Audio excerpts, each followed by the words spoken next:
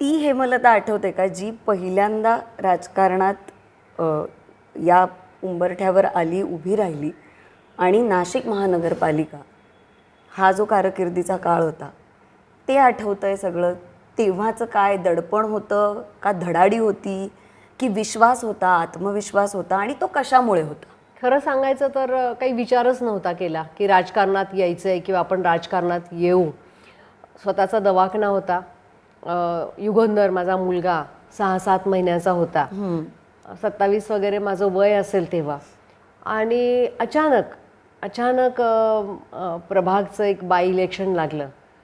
जुन्या आमच्या नगरसेविका निर्मलाताई कुटे यांनी काही कारणाने राजीनामा दिला आणि राजीनामा दिल्यानंतर आयुक्ताने तो ॲक्सेप्ट केला आणि आमच्या वॉर्डमध्ये त्यावेळा इलेक्शन डिक्लेअर केलं.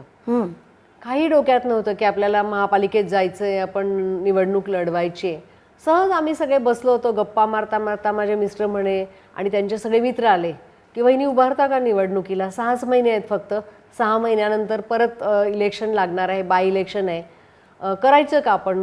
मी म्हटलं नाही हो, माझी काही इच्छा नाही, कारण दवाखाना खूप चांगला चालू होता आणि दवाखान्यामध्ये खूप आवड पण निर्माण झाली होती, पेशंट्स खूप होते.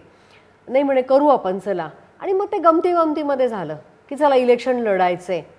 आणि ते इलेक्शन म्हणजे इतकं जिद्दीने लढलो मग की म्हणजे मला आठवतंय ते सगळे दिवस.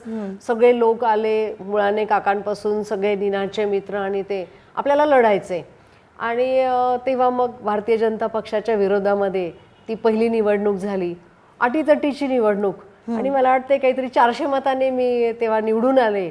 मलाही विश्वास बसला नव्हता की आपण निवडून येणार आहे, पण सगळ्यांनी सपोर्ट केला आणि तिथून खरं ही राजकीय जीवनाची सुरुवात झाली.